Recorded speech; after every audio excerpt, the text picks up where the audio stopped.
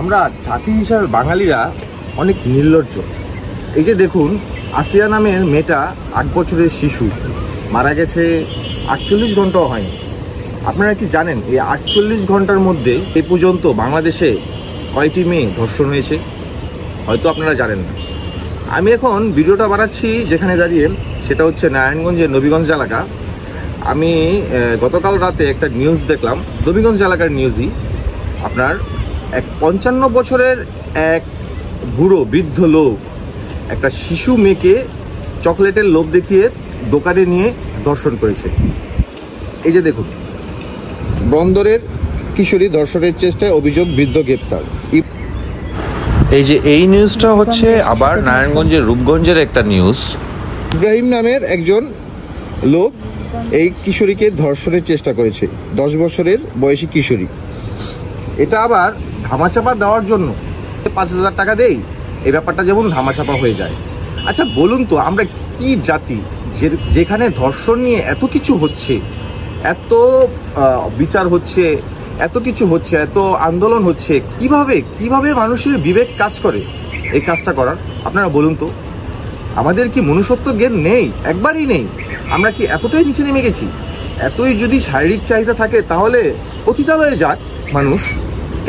কেন এই যে কিশোরী, যেই বয়সের কিশোরী, ধর্ষণ কি জিনিস তারা সেটাই বোঝার মতো এখন থেকে বয়স হয়নি। কতগুলি নিউজ আপনারা দেখতে চান এই ঘটনাটা রূপগঞ্জে। আমি কিন্তু শুধু নারায়ণগঞ্জ নিয়ে কথা বলছি, কারণ অনেক লোক দেখি যে নারায়ণগঞ্জের কিছু হলে এটা করবে সেটা করবে, কিন্তু শুধু ফেসবুকেই তারা সীমাবদ্ধ। তারা কি কিছু করতে পারে বলুন? আসলে যারা অন্যায় করছে তাদের কোনো প্রকাশ্যে বিচার হচ্ছে না। এই যে ধর্ষণকারীর বিচারটা কিভাবে করবে? অনেক লং প্রসেস, অনেক লং টাইম প্রসেস। এই আপনার ডেটের পর ডেট হবে, হাজিরা হবে, তারপর রায় হবে, এই অনেক লং প্রসেস। এতদিনে একটা আসামি সে সুন্দর মতো কোনো না কোনোভাবে জামিন নিয়ে দেশের বাইরে চলে যায়, তারপরে সেই আসামির কোনো বিচারই হয় না। অথচ দেখুন, এই আসামিটা ছোট্ট একটা নিষ্পাপ ফুলের মতো সন্তানকে কিন্তু মেরে ফেলেছে। এই নিউজটা দূরবীন চ্যানেলের একটা নিউজ, উত্তরায় এই ঘটনাটা ঘটেছে। এই যে দেখুন,